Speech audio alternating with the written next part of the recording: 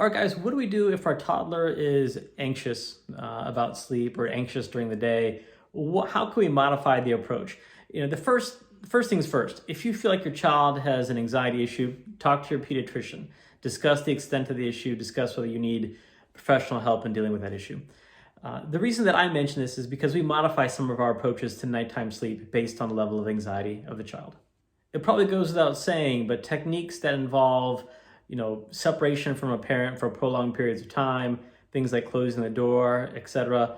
Those are not recommended if your child is anxious. You want to slowly and gradually increase their confidence around the nighttime routine, and you don't want their anxiety level increasing at night. You actually want it to, of course, decrease and make them comfortable and relaxed. So how are we going to go about doing that? Well, let's talk about one potential modification here.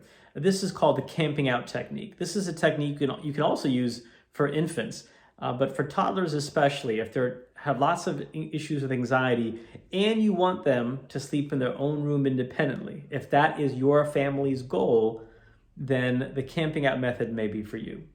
So what does the camping out method entail? Well, like all these sleep methods, they start off with a great nighttime routine, right? Relaxing, fun activities that your child finds enjoyable. You do the last activity in the room, in their sleep location, and then the routine is done. The end of the routine should match up the time where your child is actually feeling sleepy, ideally at the time that they're currently falling asleep. Temporarily pushing back bedtime slightly can usually help these techniques work faster. Now, with the camping out technique, what you're going to do is you're going to slowly and gradually decrease your involvement with the transition from wake to sleep. That's always the most critical part. How is your child transitioning from wake to sleep? So right now, for example, you may have to lay in the bed next to them for them to fall asleep. And when they wake up at night, they might either be ending up in your room or you have to come back in their room and again, lay next to them in order to help them fall asleep. Now, let me emphasize that the awakenings at nighttime for toddlers are totally normal. Every human being wakes up at night. So when they wake up at night, they're going to expect the exact same thing put back in place to help them sleep that they had in the very beginning of the night. If that's you, they're going to want you back. It's just a natural part of sleep physiology. So what you're going to start doing is after the routine is done at night, instead of laying next to them, you're going to sit in a chair next to the bed. That's going to be your location. And you're going to tell your child, Mom, Dad, I'm going to sit right here until you go to bed.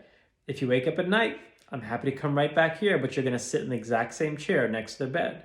You're not going to lay down next to them until they fall asleep. You are decreasing your presence during the transition from wake to sleep.